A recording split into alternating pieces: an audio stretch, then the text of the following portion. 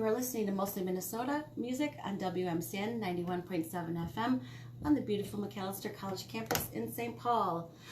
We're listening to songs with names in them. We're listening to Annie and the Bang Bang with Voodoo Ranger, and apparently that is what she calls the song for whom the song it's written about. Before that, we had Super Hopper with Lorraine Newman, and that is a band that is new to me, so that's fun to hear. The Gated Community with Maria before that. The High 48s gave us Abigail Mitchell. Humbird with Summer Storm for Charlotte. And see if I have any announcements. I do know that Annie and the Bang Bang, who just played Voodoo Ranger, she is playing in Excelsior on March 16th, so that's something fun to check out. Another fun thing to check out is the music of Joe Flip, who we have in the studio. Welcome. Hey, thanks for having me. Yeah, I'm excited. I'm very excited. Tell us a little bit. I mean, your music takes lots of different shapes, but you've got a new album coming out. Tell us a little bit about that music. Yeah, it's I got like 14 tracks in there. Most of them are all full band. It's kind of like a combination of all my inspiration and of songs I grew up on. I grew up on a lot of heavy guitar solos like Stevie Ray Vaughan and blues, rock and roll. So I kind of finally put together this album of all these inspired songs and sounds together, and I'm super excited to have it released. You also feature a very unique instrument. Yeah. Tell us about it, please. The oil can. Yeah, my oil can guitars. My neighbor Mike was over a couple years ago, and it was one of those things we kind of had the idea, like, can we try to build this thing? Is it possible? And long story short, trial and error, we destroyed a lot of guitars and oil cans in the process. And then we constantly listen to like music and stuff and have some beers while we were doing it. And long story short, we finally made one, and then like it looked kind of ugly, and we're like, okay, let's do it again. We'll probably make it even better. And we kept doing that. So now, pretty much ever since then, that's my main guitar that I use 99% of the time is my handmade oil can guitar. And that's I use that on most of the tracks on the album too. It's got an unusual sound to it that I like very much. Yeah, I like it, especially for like guitar nerds like myself. Like you're kind of always chasing this like unicorn of what is the best tone, what's the best pedal, the best strings, and it gets kind of exhausting. And the amps and like there's too much stuff out there that I don't know about. So then once I had this guitar, I was like, oh my god, I love the way it looks. We made it ourselves. It's so much more personal. I love the way it sounds. Like this is my main guitar now. So now I just use that one, and yeah, it's I think I like the sound a lot. It has like a thicker sound, but you can play it clean. It's basically an electric guitar, so you could put pedals on there. You can put delays and overdrives. You can play hard rock and stuff, but you can play like clean tone stuff too. Like there's a track on there where it's just the oil can guitar and a female vocalist, Swanee Rose, and we did a unique song with just the electric guitar and her vocals there. It's a gorgeous song, yeah. Yeah, thanks.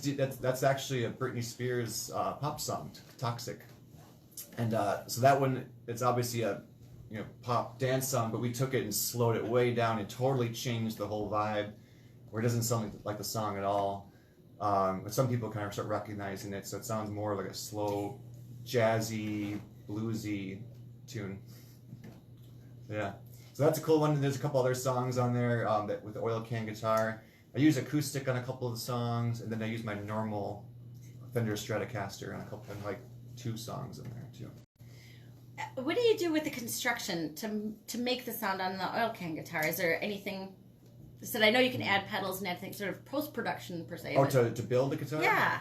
Oh man, it took forever, like, because there's lots of cutting, and it's hard to cut through that. So a lot of cleaning too, prep. So like, I felt like we're the guys from like Breaking Bad with all the hazmat suits and stuff and chemicals. So we were experimenting with different soaps to like clean the cans without fading them, and then scrub them down, and then you were taking Dremel blades, like those spin rotary blades, and we're chopping through, and there's sparks and lead paint and stuff flying everywhere, and it's pretty nasty. And then so we're cutting through all this stuff, and then we had to find a way to bolt the neck on, and then put the pickups on the bridge, and then once it's all done at the very last step after like months of work, then I have to put the strings on and tune it. And I'm a guitar player, so I want it to feel just like a normal guitar as far as playability goes, because anybody could take like, you know, you could take a stool and put strings on it, and technically it's a guitar, but to actually play it and have it fretted and intonated, you know, there's a lot of small technical things that have to go in there. So it was a long work in progress, but we finally kind of built the system down. And each time we make one, we just like pretty much list it for pretty much cost after we spend like hundreds of hours of labor. Exactly. And we're like, let's just throw it on eBay, and if we sell it, let's just take the money and make a new one. Because there was such a like little kids, like a labor of love. Yeah. We got plenty of time. We got kids and sports, but what the heck. So the next thing you know, like people started ordering them like around the world, and then at first we're excited, and then after a while we're like, oh my god, we have like 2 more guitars to build. I only have like an hour of free time this week together, so we just stay up super late and build them. So over the last couple of years, I think we've slowed down on building them. So now we just kind of keep the one that I have because it was so time consuming. But there were so many fun memories building those things, and each can was so old and so different. Yeah. And then we would get such cool like emails from people around the world. Like one person messaged me and said, "Hey, that one really old gas can logo, my grandpa actually designed that back in the 30s or something." Fantastic. I was like, "Wow, that's so cool." And then so you kind of hear so much cool history of these really old logos and the companies and the designs, and they were kicked around in someone's barn or garage forever, and now they're being played as instruments, which is kind of cool. A whole community kind of developing around it. Yeah, and then like people will send me videos. Like one guy sent me a video in Australia that he I think he bought it. I think the guy bought it for his son or something, and he showed me a video of him playing it in Australia. I think the gas can guitar is being played over there. So it's so cool. It's such a fun way to take some like kind of like an art form and lots of trial and error, the engineering behind it, and then turn it into guitar playing, which that's my specialty. This is playing the guitars. That's talk about farm to table. Yeah, yeah, exactly. And then the best part is like when you buy like a brand new car or guitar, you're so afraid to scratch it. Like you have to put it down really gently. If the first little scratch you have, you're so nervous. So these things they've been kicked around literally, for decades, so you don't really have to worry about them getting beat up. Oh, I do like the element of that too. Yeah. Now, how long would it take you to build a guitar now that you've got your process down to? I don't know if we even remember our process anymore. It's one of those things where there's like 30 steps, and then if you don't do it for a month, it's like, okay, what was step 5 through 12 again? And then or you go through that process, and all of a sudden you run into a weird roadblock where something didn't fit, and then you got to do the whole thing over again, which happens a lot. But man, I don't know. We never really counted the hours exactly, but God, I would guess probably close to like 20 hours or so, 30 hours. Like who knows, like by the time you're cleaning them and prepping them, and then when you order a can on eBay, and sometimes it's too rusted out and it won't work, so you kind of scrap it. So it's a crazy one. It's a lot easier just to use the cigar box guitars, which some people do. Yeah. And you can there's websites like cbgiddy.com. You can buy, like, they sell really easy, simple little cheap kits where you can buy like a cigar box kit, and you can put it together pretty easy. So I always say that's like a really good, easy way to do it. And I think you can even get it for like under $100 or something. Oh, good. So it's like a more of a fun DIY arts and crafts project kind of thing. For folks who don't have your kind of patience. Yeah. Or ingenuity. Yeah, or the tools and all the extra space. Yeah. We racked up a lot of extra crap around.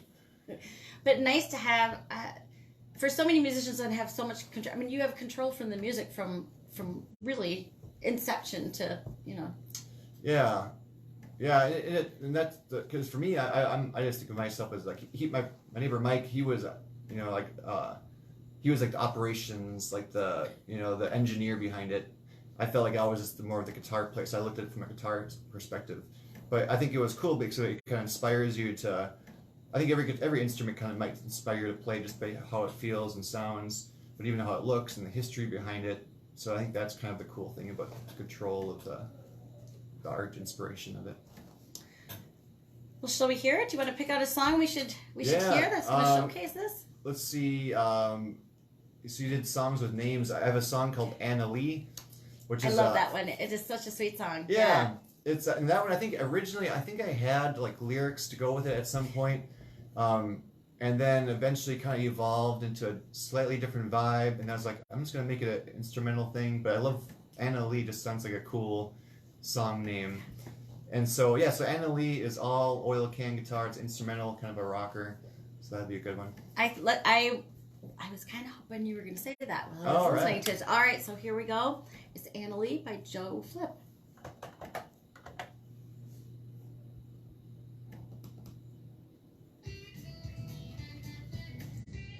Let's see if we're still getting recorded.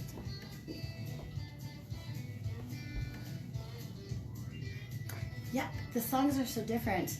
Yeah, they are because a lot of them like more kind of blues rock and like Yeah. a CZ Top kind of vibe. But then a lot of times like when I'm on the couch, most of the time when I'm playing guitar, it's literally just me on the couch with it, just kind of vibing out, kind of vibey stuff. So I like that side too. So I'm like, oh, I'm gonna throw it in there. That's kind of my vibe. Like I'll go from that to like rockin' to more soul, whatever. It's good. Yeah. Yeah, it's fun. Yeah, it's what I was trying to listen to it a couple times, but I was listening to it while I was walking outside yesterday, and this one really kind of struck me. And Oh, cool. It's catchy. yeah. Yeah. And I did not want to walk outside. Oh yeah. You know, those moments you're like, ugh, guess I'll go. But it cheered me up.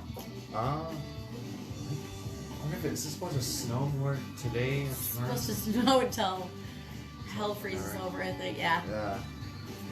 I thought it was supposed to be done by today, but that is old news. I was wrong. Oh, nice. It's gorgeous. The problem is walking in the snow. You get drenched. Yeah. Yeah, it's almost like I've had someone said something about using an umbrella in the snow, which sounds silly. I but it have makes done sense, that. Though. Yeah. It makes sense, especially when it's really like crazy. I- Walking is what I like to do, so I set this goal to try to walk 10 miles a day this week, which I had. 10 miles a day? Yeah, which that's not unusual for me in the summer, but the days Yeah. are longer, and You're always you know, outside. yeah, you just part of it is you could just get a mile here, get a mile there, walk to the grocery Walk store instead of that sort of yeah. thing. But I yeah. suppose, especially in the city. yeah, it's especially when my kids were little and I was walking to school, from school, all of that, yeah. and I work from home. I always have, so it's yeah. But yesterday at about 3 o'clock, I was, damn it, I'm gonna have to get a 4 mile in if I'm gonna get my stupid 10 mile. It's all on my own. 4 mile walk. So do you just run part of it just to get it in? Well, that's the other thing too. In the better weather, I would, but I'm not running on these icy sidewalks. Oh yeah. And I think I just wore Doc Martens yesterday, but I'm not running in Doc Martens either. Yeah, even walking is sketchy with all Yeah. the snow and ice. Well, that's Then if you get injured, like you twist a knee or That's something, it. and you're out Yeah. for a while.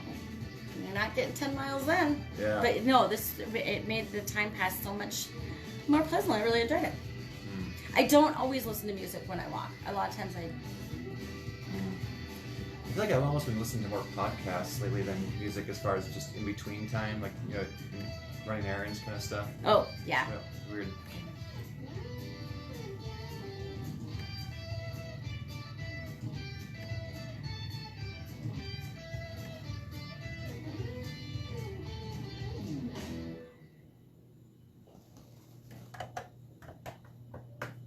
Anna Lee by Joe Flip, who we have in the studio. Yeah. I love that. Just saying, I was listening to it while I was walking. It's kept my pace up. Oh, that's good. Yeah. It's kind of a little skip to it. Dun, dun, Yeah, good old Anna Lee. Yeah. That was the oil can guitar too in that one. Well, and you said that there were lyrics to it.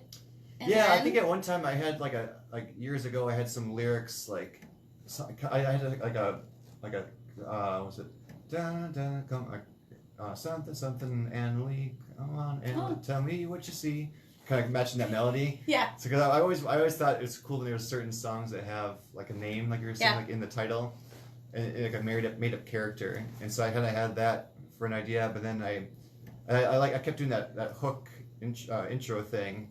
And I was like, I kind of want to use that just as like, it kind of almost reminded me of like LaGrange. Kind of has that intro where it's almost like a simple almost like a hook, but as an intro. So I kind of thought about it that way. Maybe I use like kind of like a hook as far as intro and a outro, kind of in between thing. Nice.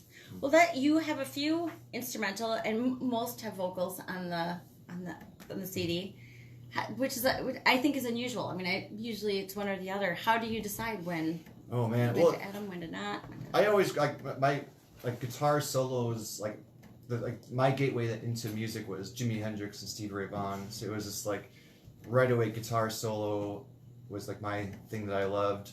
And I researched those guys as a kid. I just knew right away. Well, I found out right away that they came from the blues. The blues so they were like my gateway into like blues and rock and roll and all that stuff. So I was always in that headspace. I never once even like attempted singing or wanted to sing or even songwriting. But to me, it's like improvising. It was my songwriting. So whether it's technically a cover song or not, I'm always improvising the solos and stuff. So then over the last couple of years, I never really flexed that muscle as far as wanting to like songwrite or record original songs, but I kind of looked at it as more of like a challenge, like a discipline, like we're talking about walking and goals like that. It's like a marathon. Like, well, I never wanted to do a 10-mile marathon, but if you want to make a goal, sometimes it's nice just to accomplish it because there's so much prep involved and then to finish it, so I looked at it that way. It's like, okay, I want to try to flex this new muscle of songwriting and singing and finish the songs, record them. So I looked at them that way as far as adding lyrics. But then I think naturally, since I just gravitate towards guitar and improvising, that a lot of them, I just thought, okay, this one, I don't think it needs lyrics, or I don't really want to go there. I'm just going to keep it as instrumental and have the melody or improvising be the main focus point. Nice. So when you play live, do they sound like they sound on the CD, or do they get a lot? Yeah, I would say they sound pretty similar. Let's see. Yeah, I would say they sound pretty similar. A lot of times, I even with the full band live, I still always have like an element of improvising, and I can never stick to like a set list, and so everything is always changing. And I think when musicians play together, after a while, you kind of like you get these little cues that you look at each other, like we're gonna stop here or do a solo here, or hey, you do a solo, give them a nod. So I always love that element of it. I think the reason why I gravitated towards music is it almost felt like there was less rules compared to like other classes that you studied when I was a kid. Like there's rule, like when you're a kid, it's like you have to do your chores, you have to go brush your teeth, and all these things you don't want to do as a kid. And I felt like music, like there's technically some rules, but then you can, break those rules so many different ways, and it's expressive. So for me, that's kind of what gravitated me towards music. So I just naturally have that same element, whether it's recording or performing live, is there's an element of improvising and no rules, breaking the rules, and always kind of staying on your toes that way. That's the part I like about it. That's good. Yeah. Well, you broke your own rules. You made your own instrument. Yeah, exactly. Yeah. I never thought I'd be making gas cans and oil cans into guitars. Even like when Mike came over, he's like, "Oh, we could probably do that." And I was like, "No, man, I could barely operate a screwdriver." And he's like, "Well, I'm a handy guy," and he's like, we can figure it out." I was like, "All right." I was pretty pessimistic about it. But yeah, that's kind of the fun thing about this life is just trying kind of working outside the box and for getting new goals and stuff for any topic, and then just expressing yourself. So I think that's kind of it's almost a symbolism of life as far as balance and growing. Like I'm always personally trying to self-grow and work-life balances, and then always Googling stuff on YouTube and Google nonstop trying to learn, like, why did it snow so much today? Is this always this much snow? Or like, what happened? Like, how much snow is like, and always Googling random. Now that ChatGPT is around, it's like Google on steroids now as far as asking things. So I always have that kind of curious mindset, which I think it's good to have. I think. How does that come into your songwriting? Like, do you look stuff up while you're? Yeah, for me, it's like I think it has to come kind of natural, because there's I guess there's some things, you know, in life that you have to do. So when you record something, you know, you have to obviously book a studio time and record it, and it has to be sound relatively good or whatever. But yeah, when you're songwriting and stuff, yeah, it's like for me, once it starts feeling too much like work or like school or for me, there's like a meter that goes on. It feels like it's like when kids play video games.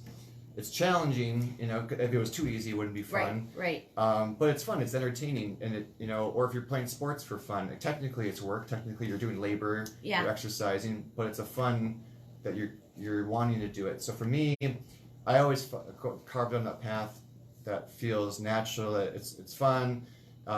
Even for learning new stuff, practicing. If there's certain scales or licks that I can't play, and I could probably learn it if I went. You know, if I want to do this really crazy shredding guitar thing, I might be able to learn it if I really discipline hard enough. But if I start disliking the process, I'm like, that's not for me. I'm going to go towards this other path. So yeah, going towards a path that feels more fun, with a balance of discipline in the practice too. Well, no, I know exactly what you're saying. I mean, I think it's, because sometimes it's just, you said you could learn it.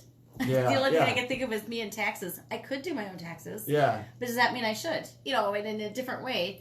Yeah. Maybe you're gravitating to something more because that's just you will be better at it. I mean, in part because you want to do it more, but also it just leans towards It's always more like a game, like a playing a video game. Like I really want to beat this level kind of thing. And then now if you play a different level or a different game that's similar, but like I like it, but no, it's not. It's naturally we're just not going to play that game, you know. No. So you kind of gravitate to whatever you like, whether it's video games or other entertainment. So yeah, in the music world, it's like, you know, it's almost like studying the universe. You could spend lifetimes learning the moon versus learning about Mars versus learning about our planet. You know, there's so much stuff that we haven't learned yet about our stuff. So, but yeah, so that's kind of similar to that, where you kind of go what interests you, and you're enjoying the challenge and the path, and if you're slowly kind of excelling and feeling that momentum, if you're kind of embracing the challenge, it feels good, and you keep going down that path. And so yeah, it's like for music, it's like that in a sense, where there's so many genres and styles you could go, even in one instrument, like in different styles and genres, and the songwriting side. So for lyrics, like. For me, it's not a huge passion to me, but if I do try to do songs with lyrics, I'll try to get them relatively, make it feel natural, and then there's parts where you have to like tweak things here and there. But yeah, so I know some people that are like obsessed with just the lyrics side. Yeah. And that's their passion. So that's why there's so many different elements of the whole music thing, the universe. Should we listen to a song? Let's hear a song where you're kind of proud of how the lyrics ended up. They were.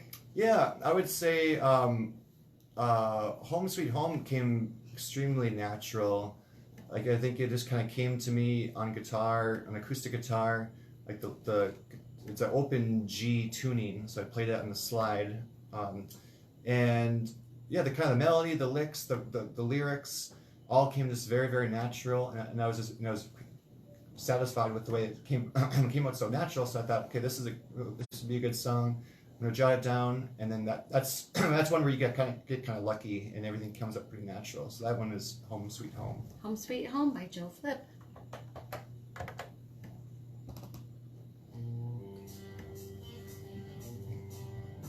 Yeah, this has a good sound.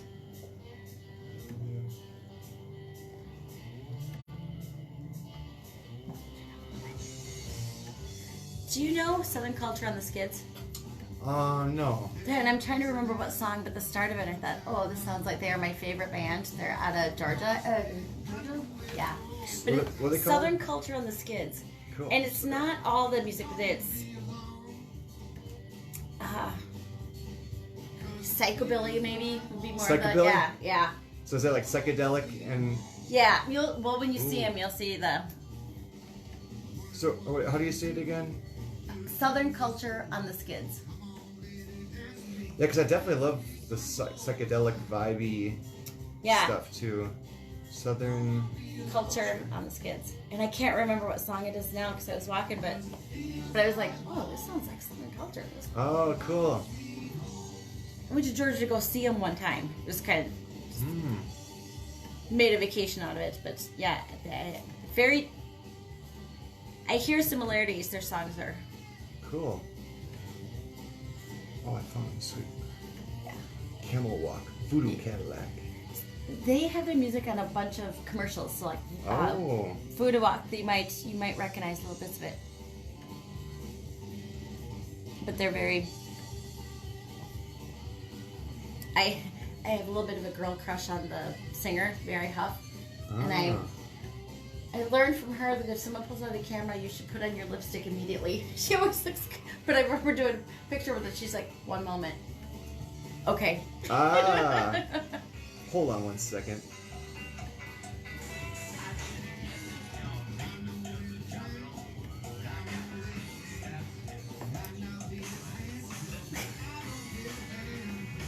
Yeah. Yeah. Like almost like CCR-ish. Yeah, it depends what song and what album. Their Liquored Up, Lacquered Down is my favorite album. It's a few years old now, but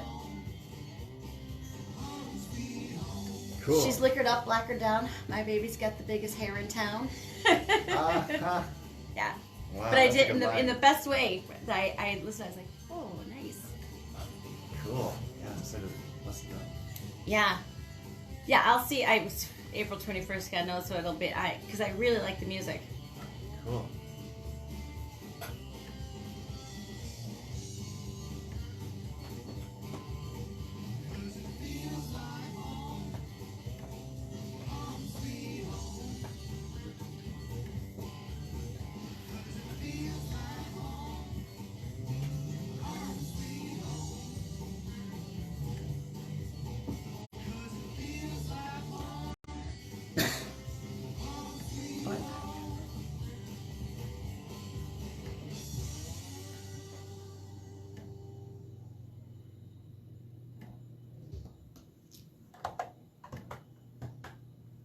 Home Sweet Home by Joe Flip, who is in the studio on Mostly Minnesota Music on WMCN 91.7 FM in St. Paul.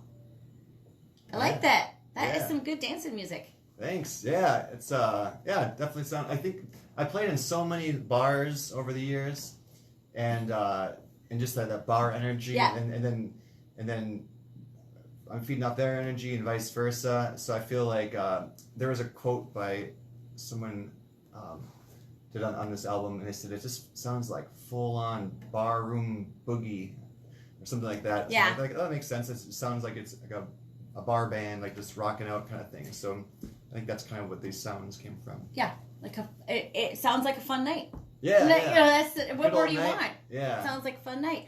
Well, that leads me to ask. I know you've got a show coming up on April 21st, but tell me about you are playing lots of different places and lots of iterations. Yeah. So we're having an album release party April 21 at KJ's Hideaway downtown St. Paul. It's a blast. It's such a cool. It's almost like a mini Dakota kind of venue there. You know, almost like a speakeasy. Kind of Very vibe. speakeasy feel. Yeah. Yeah. And it's like it's not crazy big, just a nice size. And then Eric Christensen, man, I saw him like for the first time last year. He's such a good artist. He's like very kind of bluesy, rootsy, Americana, and it's such a cool vibe. So he's gonna help open up the show too. So I'm super excited to see him play again. And then I'll have my full band with the drums, bass, keyboard, and myself.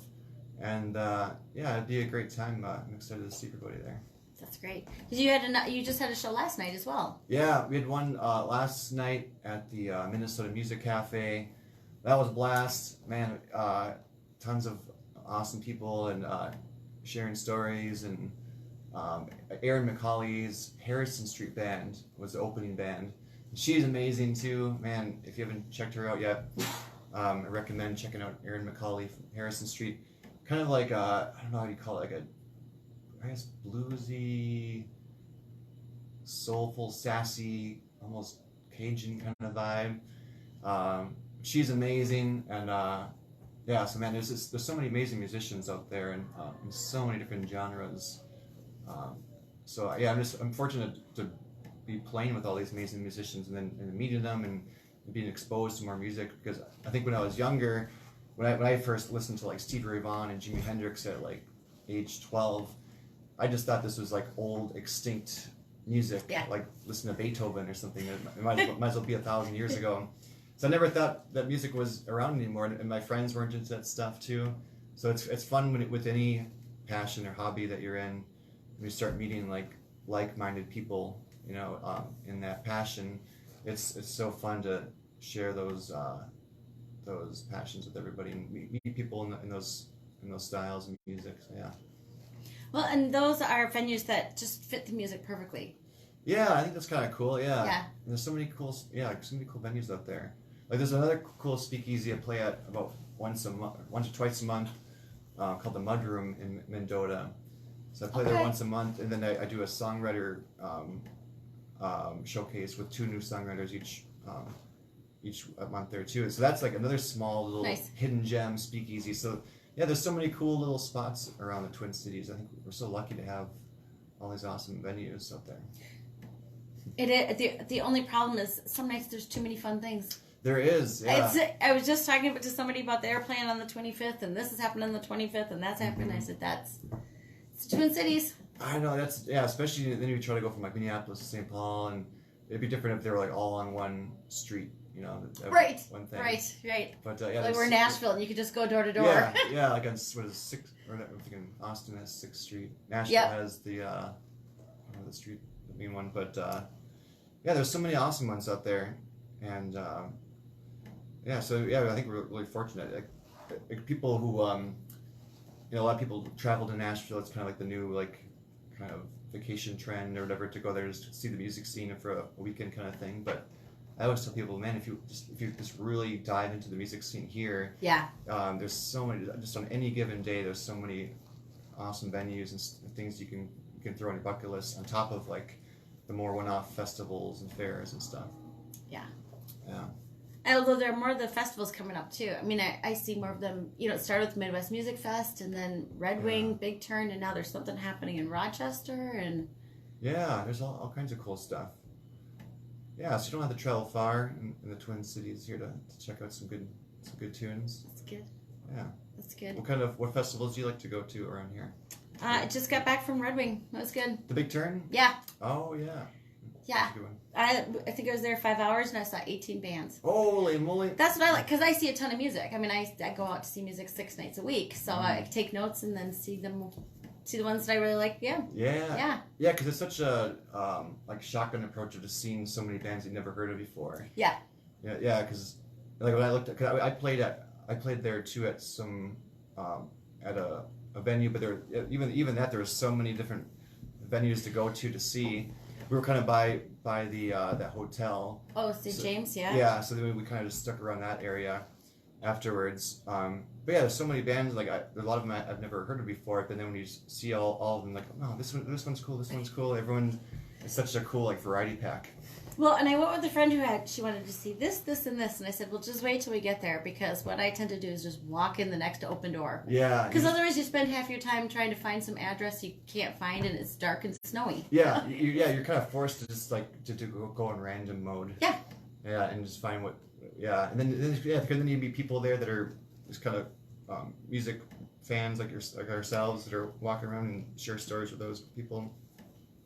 Yeah, it's such a cool thing that they did. I think when I see that stuff, I'm always so impressed on how much I instantly see all the legwork behind the scenes. The community of it. Yeah, it's amazing. How much millions of volunteer hours and prepping and planning. That's the stuff I see from working in the music. Yeah. The business side of it, all the labor you see. It's like seeing the oil can guitar. It's like, oh, look at the hours. Or when I see art, how much labor is in this thing. But yeah, so just mad props to all those guys that helped build that thing. Well, and it's because it's in February, which a snowfall would make all the difference. And I think their first year, and I wasn't there the first year, they had a huge snowstorm. Oh, was it? That was like 2018. So around then. Yeah. So if you were there, you were there. But if you didn't get there by 7 or something, that's the risk in Minnesota. So to think about putting in all those hours. Yeah, I wonder why they do it in February. There must be a reason. Maybe give us something to look forward to. Yeah, I suppose. Maybe it's too hard to get to use all the venues in summer or something? I think that's a huge part of it too. They get a certain amount of tourism in the summer, anyways. So it's good. It's good. Imagine if they had a summer one and a winter one. I know. Oh, Well, there you go. double Maybe we'll have to the tell pleasure, someone. double We'll have to the tell fun. someone. So that's good. That'd be cool. Yeah. Yeah. Yeah. Do you want to listen to something? Something else? Yeah, let's do it. Mess Around. That one I originally wrote like a very slow kind of Cajun bluesy slide guitar thing. I did that with Tony Cacchetti on another really cool collaboration on my last album with him and I, and then this one I wanted to kind of make it more of like a full band version where it's going to sound slightly different. So we went with the full band version here, yeah. So this is the full band version of Mess Around, also on the oil can guitar. Yeah. From the brand new album, Home Sweet Home, with Joe Yeah. Flip. Here we go.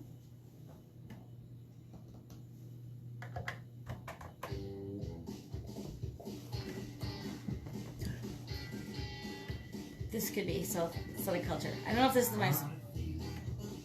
This isn't what I was thinking of, but this could be. I'm trying to think of some other psychedelic-y kind of vibes. I love the nuanced variety of the songs. Yeah, it's kind of. And part of it, as like the musician in you, you're always like, "Is this too much? Like too weird?" Like, but in this generation, like, who cares? Like, you just throw it out there. You know? Like one of them, I Whipping Post. This producer guy had this idea where it sounds like a kind of spooky, like to me, I thought of it as like a very like sad, almost like a slavery song. Like I could see this song being played in like a horrible slave movie documentary kind of thing. So he took like all his instruments and he took a sound of hitting a crash cymbal. So normally it goes and it gets quieter. He played it in reverse, so it goes. Oh, nice. And then on top of all these weird like nice instruments. Very cool. So yeah, I like hit some creative things on there. That's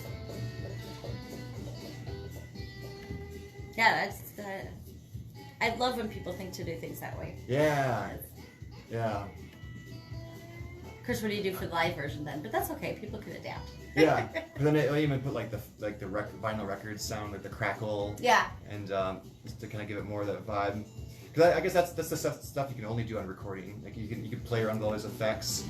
I suppose even like Zeppelin, they had multiple guitars and effects, but when they did it live, you couldn't do that stuff. But fine, whatever. It's in the live version, it's a different version.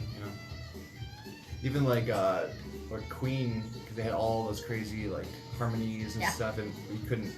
So you had kind of make your own arrangement for live stuff. That's cool though. That's when you go to live music, is to see something a little different. You're gonna. Yeah. You'd sit home in comfort and cheaper beer. Yeah. If you wanted to listen to it. Yeah, it's like the Netflix at home version. Yeah. Versus like the home or the theater play live.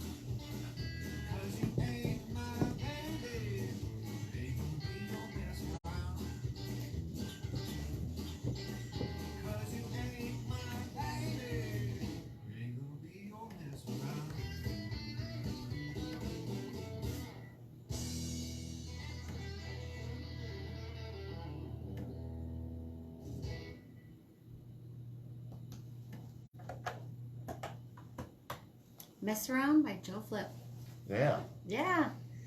Yeah, thank you so much for coming to talk to us. Talk to me. I usually have a co-host. Talk to me. Yes, it's fantastic. Remind us about your upcoming shows. Yeah, so we got the big album release party April 21 at KJ's Hideaway, St. Paul. And there's a bunch of other fun shows too. I kind of do a big salute to Steve Ray Vaughan, ZZ Top, and all the Texas blues rock guys. So we have a couple of those special one-off shows in different cities like Stillwater, St. Cloud, Lakeville, St. Michael. But yeah, all this stuff is on the website, joeflipmusic.com. So yeah, all the dates and all the fun live music action going on there. Awesome. Well, thank you so much for joining me. I will look forward to that show on April 21st at KJ Hideaway. Yeah, my pleasure. Thanks for having me. Great. All right, we're going to get back to more songs about names. We got Adios Maria by the Cactus Blossoms.